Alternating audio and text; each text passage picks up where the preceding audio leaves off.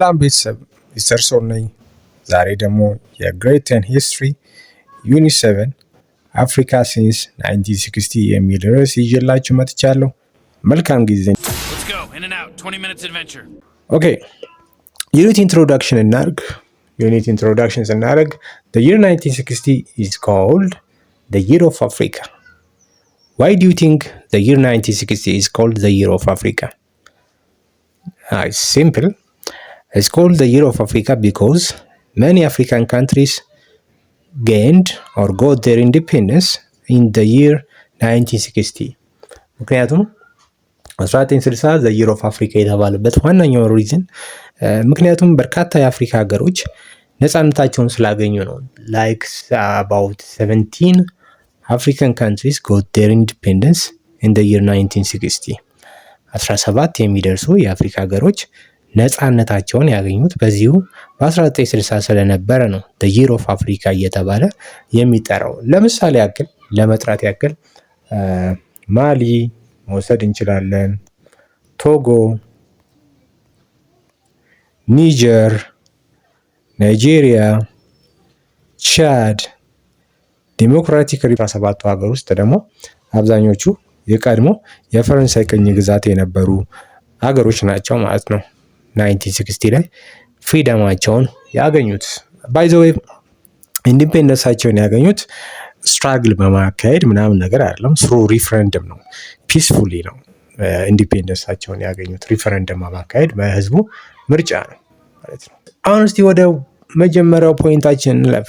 ናሽናል ሊብሬሽን ሙቭመንትስ ባይ ሪጅን፣ በሪጅን ከፋፍለን ነው ናሽናል ሊብሬሽን ሙቭመንቶችን የምናየው። አስቀድመን ኖርዝ አፍሪካን እናያለን። እስቲ ስለ ኖርዝ አፍሪካ ኪ ፊቸሮችን እኔ ኪ ፊቸርስ ኤርሊ ሴንተር ኦፍ ኢንዲፔንደንስ ሙቭመንት ነው። ቀደምት ነው በኢንዲፔንደንስ ሙቭመንት ከአራቱም የአፍሪካ ማዕዘናቶች ወይም ደግሞ ሪጅኖች ቀደምቱ ኖርዝ አፍሪካ ነው። and both peaceful and protests and armed struggle ተጠቅመዋል። ሰሜን የአፍሪካ ሀገሮች እንግዲህ ኢንዲፔንደንሳቸውን ለማግኘት ፒስፉል ፕሮቴስትም ይጠቀማሉ፣ አርምድ ስትራግል ይጠቀማሉ። ለምሳሌ አርምድ ስትራግል የተጠቀሙትን we can take Algeria it was a French colony and it got its independence after armed struggle ካካሄዱ በኋላ ነው። ምክንያቱም ከፍተኛ ዋይት ሴትለር ስለነበሩ፣ ነጭ ሰፋሪዎች ስለነበሩ፣ ነጮቹ ደግሞ ያው አልጄሪያኖች ኢንዲፔንደንስ እንዲያገኙ አይፈልጉ ነበር። ስለዚህ እንደ ምሳሌ ከኖርዝ አፍሪካ ኢንዲፔንደንስ ሙቭመንት ሞር ኦፍ አርምድ ስትራግል የተጠቀሙት አልጄሪያኖች ነበሩ ማለት ነው። ሜን ካንትሪስ ኤንድ ኢቨንትን እንግዲህ ያስቀድመን ኢጅፕትን እናያለን። ኢጅፕት it was the protectorate of Great Britain from 1882. ግብጽ የእንግሊዝ ቅኝ ግዛት ነበረች ማለት ነው ከ1882 ጀምሮ በነበረው አመት። የኢጂፕሽያን ኢንዲፔንደንስ ሙቭመንት ሌድ የሚያደርገው ዘግሉል ይባላል። ሳድ ዘግሉል was the leader of Egyptian independence movement. Finally independence ያቸውን ያገኙት ኖሚናል ኢንዲፔንደንስ ቢሆን 1922 ነበር። ኢጅፕት ከእንግሊዝ ኢንዲፔንደንስ ያገኘችው 1922 ነው።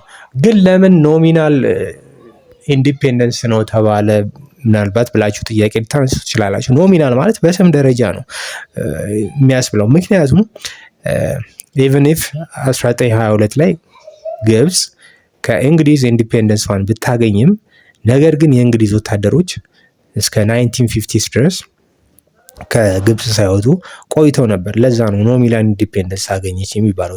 ዞሮ ግን ግብጽ 1922 ላይ ከብሪቲሽ ኢንዲፔንደንስዋን ማግኘት የቻለች ቀደምት የኖርዝ አፍሪካ ሀገር ሆና እናገኛታለን። ዜን ሊቢያ ነው የምናገኘው።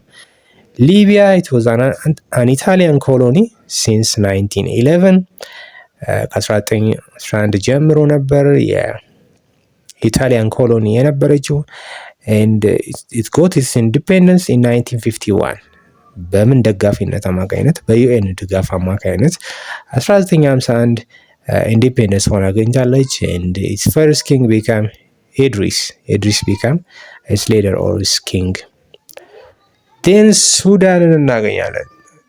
ሱዳን it was under Egyptian Anglo-Egyptian dominion rule በግብፅና በእንግሊዝ ቀኝ ግዛት ስር ነበረች የምትገኘው። ፋይናሊ it got its independence 1956 ላይ ነው ኢንዲፔንደንሷን ያገኘችው። the other North African country is Morocco.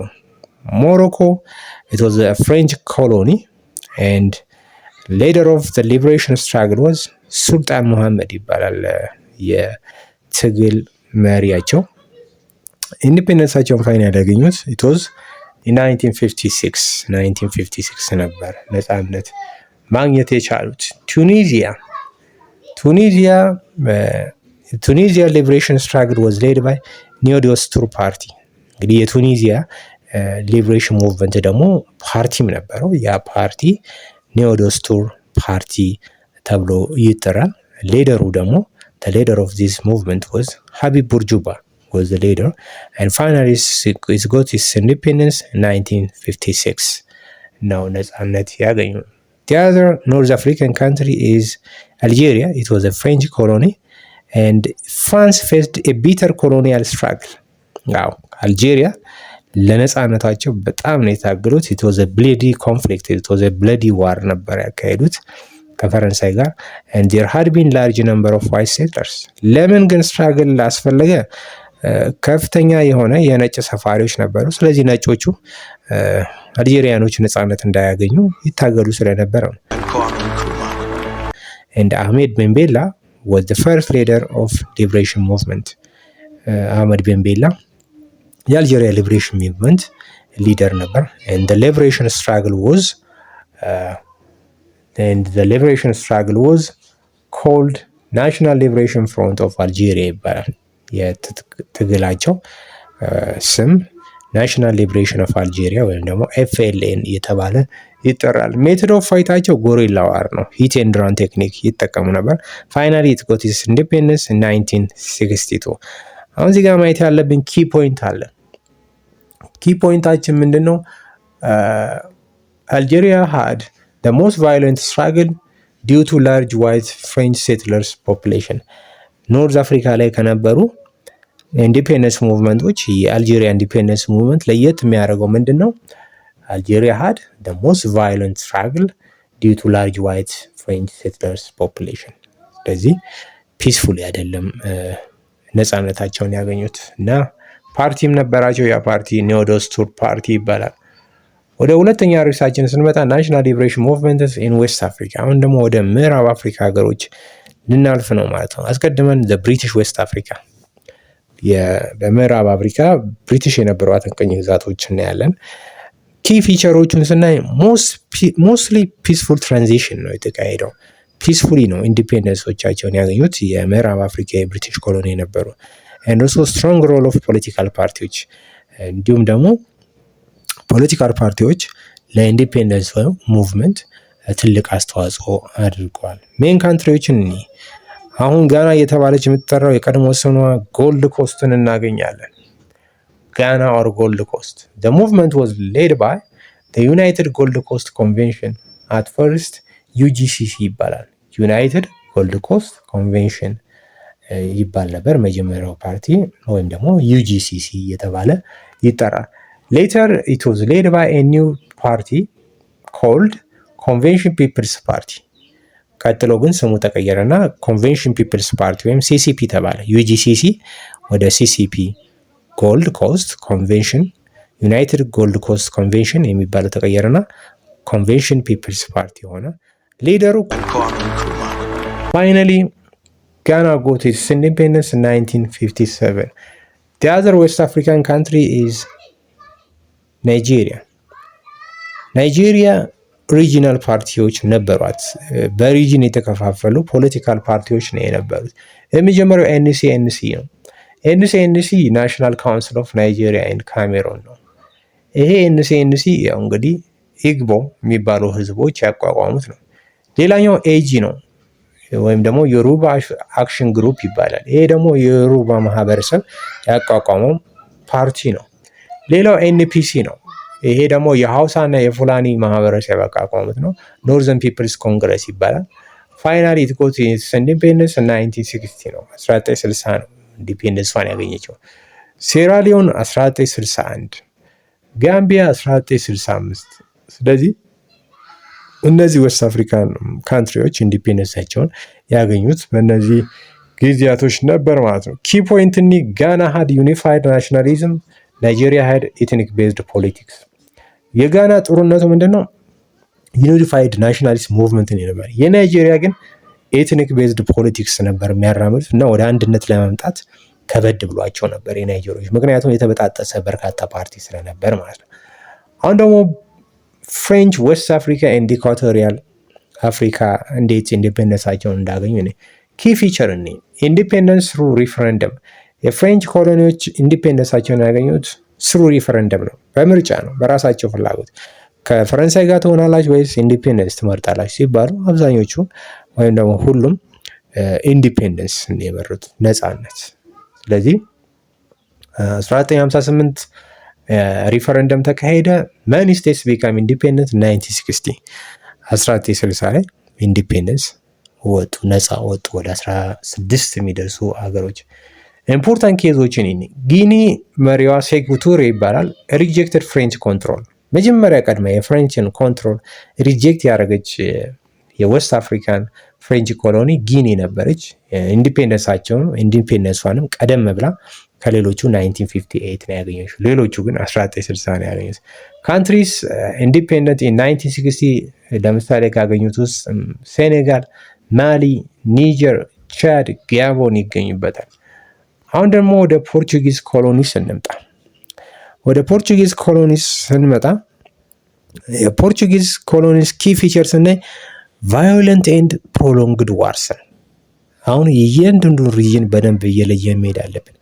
የፖርቹጊዝ ኮሎኒዎች ኢንዲፔንደንሳቸውን ያገኙት ቫዮለንት ወይም ደግሞ በጣም ጦርነት የነበረው እንዲሁም ደግሞ ፕሮሎንግድ ዋር ነው። ረጅም ጊዜ የወሰደ ጦርነት በማካሄድ ነበር። ለምን ይሄ የተከሰተ? ቢኮዝ ፖርቹጋል ሪፊውዝድ ዲኮሎናይዝ ኤርሊ። ኦኬ ዲኮሎናይዝ ለማድረግ ሪፊውዝ ስላደረገች ስለተቃወመች ነው። ፎር ኤግዛምፕል ጊኒ ቢሳው 1973 ነው ኢንዲፔንደንስ ያገኘችው። ኬፕ ቨርዲ 1974፣ አንጎላይን ሞዛምቢክ 1975። ያው በጣም ዲሌ ያደረጉ ነው እንደምናየው። የሰሜንና ዌስት አፍሪካ ማክሲመም 1960 ነው። የነዚህ ግን አስቡት እስከ 1975 ከ1973 አፕ ቱ 1975 የቆየ ነው። ሪዝን ፎር ዲሌ ምንድን ነው እንዲዘገዩ ያደረገው? ፖርቹጋል ኮንሲደርድ ኮሎኒስ አስ ኦቨርሲ ፕሮቪንስስ፣ እንደ ግዛቶቿ ባህር ተሻግሮ እንዳሉ ግዛቶቿ ተቆጥራቸው ስለነበር በቀላሉ ዲኮሎናይዝ ለማድረግ ወይም ደግሞ ነፃነታቸውን ለመስጠት አልፈለገችም ነበር። ለዛ ነው። አሁን ደግሞ ወደ ብሪቲሽ ኢስት አፍሪካን ኮሎኒስ እንምጣ። ሜን ካንትሪሶችን ስናይ ታንጋኒካ፣ ያው ታንዛኒያ ማለት ነች፣ የጁሊየስ ኔሬሬ ሀገር ናት። ሌላኛዋ ዩጋንዳ መሪያዋ ሚልቶን አቦቴ ይባላል። ኬንያ፣ የኬንያ ኬዝ ለየት ይላል። ስለዚህ የኬንያን በደንብ ማየት ይኖርብናል። ኬንያ ስንመጣ ማኦ የሚባል ሪቪሊየን ወይም ደግሞ ሙቭመንት ይካሄድ ነበረ። ኢንዲፔንደንሳቸውን ፋይናል ያገኙት 1963 ነው። ሌደራቸው ጆሞ ኬንያታ ይባላል። The leader of Kenya Liberation Movement was Jomo Kenyatta of Kenya. Key points ስናይ ኬንያ had violent struggle, others mostly peaceful. ከምስራቅ አፍሪካ ሀገሮች ደግሞ ኢንዲፔንደንሳቸውን አብዛኞቹ ፒስፉሊ ሲያገኙ፣ ኬንያ ግን በሪቢሊየን ነበር። ብዙ ዜጎቿን ተገለውባት በእንግሊዝ ነው ነፃነቷን በመጨረሻ በ1963 መቀዳጀት የቻለችው። ወደ ኮንጎ እንምጣ። ኮንጎ ደግሞ የቤልጂያን ኮሎኒ ነች። እንግዲህ ወደ ኮንጎ ስንመጣ ኪ ኢቨንት ስናይ ኢንዲፔንደንስ ያገኘችው 1960 ነው። ፓትሪስ ሉሙምባ ነበር ፕራይም ሚኒስተር መሆን የቻለው። ከዛ ጆሴፍ ካሳቮ ደግሞ ፕሬዚዳንት ሆኗል፣ የመጀመሪያ ፕሬዚዳንት ማለት ነው። ፕሮብለምስ የተከሰተው ፕሮብለም ምንድን ነው? ካታንጋ የሚባለው አካባቢ ሰሴሽን ማድረግ መገንጠል ፈልጎ ነበር። በዚህ የተነሳ ፖለቲካል ክራይሲስ ተነሳ። በዚህ ብጥብጥ የተነሳም ፓትሪስ ሉሙምባ አሳሲኔት ተደረገ ወይም ደግሞ ተገደለ 1961። ነገር ግን ያው እሱ ቢገደልም አንድ መሆንና መዋሃድ ችሏል ማለት ነው። በመጨረሻም ሩዋንዳ ኤንድ ብሩንዲ ላይ እንምጣ። ሩዋንዳ ኤንድ ብሩንዲ ሁለቱም ነፃነታቸውን ያገኙት 1962 ነው። ሩዋንዳ ነፃነቷን ስታገኝ ሪፐብሊክ ሆነች። ብሩንዲ ደግሞ ኪንግደም፣ ሌተሮን ደግሞ ሪፐብሊክ መሆን ችላለች ማለት ነው። አሁን ደግሞ ወደ ደቡብ አፍሪካ እንምጣ። ወደ ደቡብ አፍሪካ ሳውዝ አፍሪካ ስንመጣ ኪ ፊቸሮቹ ያው ኢንዲፔንደንስ በማግኘት ቬሪ ሌት የሚባለው ሪጅን ሌት ነው። ደቡብ አፍሪካ ሌት ነው። አርምድ ስትራግል ዲዩ ቱ ሴትለር ዶሚኔሽን እንግዲህ በደቡብ አፍሪካም አርምድ ስትራግል ተካሄዶ ነው ፋይናሊ ኢንዲፔንደንስ መገኘት የተቻለው በደቡብ አፍሪካ። ምክንያቱም ዜር ዌር ዋይት ሴትለርስ ኢን ሳውዘርን ፓርት ኦፍ አፍሪካ፣ ለምሳሌ እንደ ሳውዝ አፍሪካ፣ ሪፐብሊክ ኦፍ ሳውዝ አፍሪካ፣ ዚምባብዌ አካባቢ ዋይት ሴትለሮች ስለነበሩ። እስቲ ሜን ካንትሪዎች እኒ መጀመሪያ አስቀድመን ዛምቢያ እናያለን። ኢንዲፔንደንሷ 1964 ፈርስት ፕሬዚደንት ኬኔት ካውንዳ ሆነ። ማላዊ 1964 ነው ያገኘችው። ቦትስዋና እና ሌሴቶ 1966 ኢንዲፔንደንስ አግኝተዋል። ዚምባብዌ ላይ እንምጣ። ዚምባብዌ ዝም ብለው አይደለም ነፃነት ያገኙት፣ ስሩ ጎሪላ ዋር ነው። ልክ እንደ አልጄሪያ ጎሪላ ዋር ነው የተጠቀሙት። ኢንዲፔንደንስ 1980 ነው። በጣም ረጅሙ ጊዜ የወሰደ ነው። ሊደራቸው ሮበርት ሙጋቤ ነው፣ የዚምባብዌ መሪ፣ የፈርስት ፕሬዚደንት መሆን የቻለው። ከዛ ናሚቢያን እናገኛለን። struggle was led by SWAPO በሚባል ፓርቲ ነበር ስትራግሏ የሚመራው። ኢንዲፔንደንሷን ያገኘችው 1990 ነው። የዚች ደግሞ በጣም ቆየት ያለ ነው። አሁን ደግሞ አፓርታይድን ሳውዝ አፍሪካ እናያለን። ሚኒንግ ሲስተም ኦፍ ራሲያል ሴግሪጌሽን ኤንድ ዋይት ማይኖሪቲ ሩል። አፓርታይድ ማለት ምን አይነት አገዛዝ ነው? በዘር የሚከፋፍልና ነጭ አናሳ የሆነው ብዙውን ጥቁር የሚገዛበት ወይም የሚያስተዳድርበት ስርዓት ነው። ኪ ፊቸሩን ስናይ ብላክስ ዌር ዲናይድ መኒ ራይትስ ላይክ ፖለቲካል ራይታቸውን ተክደው ነበር። ላንድ ኦነርሺፕ የለም። የመሬት ባለቤትነት አብዛኛውን ሰፋፊ መሬት በነጮች እጅ ነበረ። ኤንድ ኦልሶ ፍሪደም ኦፍ ሙቭመንት ማድረግ አይቻልም። ሜጀር ኢቨንቶችን በደቡብ አፍሪካ የፍሪደም ሙቭመንት የተከሰቱ ዋና ዋና ክስተቶችን ወይም ደግሞ ሜጀር ኢቨንቶችን የመጀመሪያው ሻርፕቪል ማሳከር ነው። ሻርፕቪል ማሳከር በ1960 ጥቁር ሰላማዊ ሰልፍ የወጡ ህዝቦች ላይ በደቡብ አፍሪካ ነጮች የተወሰደ ጥቃት ነው። በዚህም በርካታ ህጻናትና ሴቶች ሞተዋል። ይሄ ሻርፕቪል ማሳከር እየተባለ ይጠራል። ሌላኛው ነገር አሬስት ኦፍ ኔልሰን ማንዴላ ነው። ኔልሰን ማንዴላ ለበርካታ ዓመታት በእስር ማሳለፍ ችሏል። ምክንያቱም የደቡብ አፍሪካን የነፃነት ትግል ይመራ ስለነበር ነው። ግሎባል ሳንክሽን አጌንስት ሳውዝ አፍሪካ። ከዛ በኋላ ደቡብ አፍሪካ አፓርታይድ መንግስት ላይ ከተለያዩ ሀገሮች ማዕቀብ ተጥሎበት ነበር። ኤንድ ኦፍ አፓርታይድን ስናይ ማንዴላ was released in 1990 ማንዴላ ከእስር 1990 ተፈታ። ኤንድ የመጀመሪያው ፈርስት ዲሞክራቲክ ኤሌክሽን 1994 ተካሄደ። ኤንድ ማንዴላ ቢካም the first president of ሪፐብሊክ ኦፍ ሳውዝ አፍሪካ መሆን ቻለ ማለት ነው። ሰመሪ እስቲ እናድርግ። ሰመራይዝ ለማድረግ ያክል ቬሪ ኢምፖርታንት ፎር ኤግዛምስ፣ ለፈተና በጣም ጠቃሚ ያልኳቸውን እዚህ ጋር ሰመራይዝ አድርጌያቸዋለሁ። አፍሪካ ጌንድ ኢንዲፔንደንስ ትሩ ቱ ዌይስ። አፍሪካ ኢንዲፔንደንስ ያገኘችባቸው ሁለት መንገዶች ነው ያለው። አንደኛው ፒስፉል ኔጎሽዬሽን፣ እንደ ምሳሌ ጋናን ልናስቀምጥ እንችላለን። ሁለተኛው መንገድ አርምድ ስትራግል ነው። ለምሳሌ አልጄሪያ፣ ኬንያ፣ አንጎላ ጥሩ ምሳሌ የሆኑናል ብቻ ያልናቸውን ያስቀምጥ ነው። በአርምድ ስትራግል በትጥቅ ትግል ነፃነታቸውን ያገኙ ለምሳሌ አልጄሪያ፣ ኬንያ ኤንድ አንጎላ መውሰድ እንችላለን። አልጄሪያ ከሰሜን አፍሪካ፣ ኬንያ ከምስራቅ አፍሪካ ማለት ነው።